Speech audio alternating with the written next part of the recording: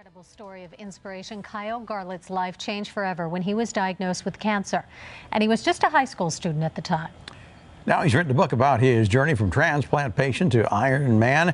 Joins us live today to tell us all about it. Thanks for being here. Thank you very much for having me. Boy, you cram a lot into a lifetime, don't you? And into a book. Yeah, a few things have happened along the way. And probably not all good and not all something you would have wanted.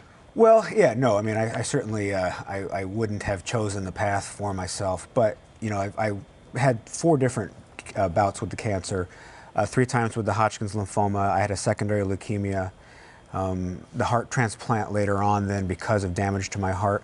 And it's certainly something I wouldn't have chosen to do, but when I look back on where I am now and the things that I wouldn't have in my life, my wife I wouldn't have met, the people that I know because of my experiences, I wouldn't want to undo any of it because then I would undo all of those things too. You really are one of those people, Kyle, from what I gather in just the past few minutes, takes the worst that could happen and turn it into the best. And it sounds like that's the message in your book as well. Well, I mean, the message from my book basically is that we are capable of surviving so many things. Human beings are a lot stronger than we realize when we're pushed to that needing that spot, to the energy to push through these monumental tasks.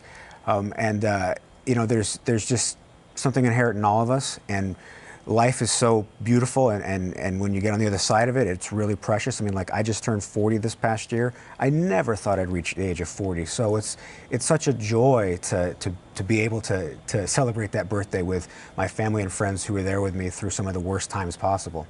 How much of the book is telling the story of what has gone on with you, and then how much is your whole perspective on the whole thing? Well, I kind of weave it together as I'm telling the stories from my first cancer diagnosis in 1989 through all the way through actually living this life now of being a triathlete and doing the Ironman, talking about the different things that I learned along the way, relating them to things that we all experience. I mean, obviously not everybody's going to have a heart transplant or a bone marrow transplant, but we all have things in our lives that are difficult. We all have those long tunnels that feel like there's no light at the end, and I think that the strength of my story is that it's relatable to anybody and what they're going through.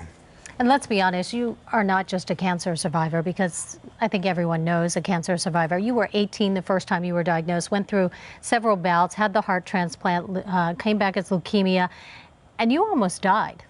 Yeah, there were certainly some days where I was really weak and close to death, and moments where I was afraid to fall asleep because I didn't think I'd have the strength to wake up the next morning. There were some touch and go issues. I developed some lung reactions to some of the medications that I was on that were very dangerous. And obviously then as you're waiting for a heart transplant, there's always that fear that you're not going to make it to the date when a heart becomes available. And that was something that we lived with on a daily basis. But then, of course, I got that gift from my donor. What a wonderful gift it was. And everything changed. My life changed. And instead of fearing the unknown in the future, it became a future of unlimited possibilities. This is actually your 3rd book, right? Yeah. The first 2 were a little bit different. Well, yeah, I was a sports writer for a number of years, and my first 2 books were both sports-related books, not about me at all.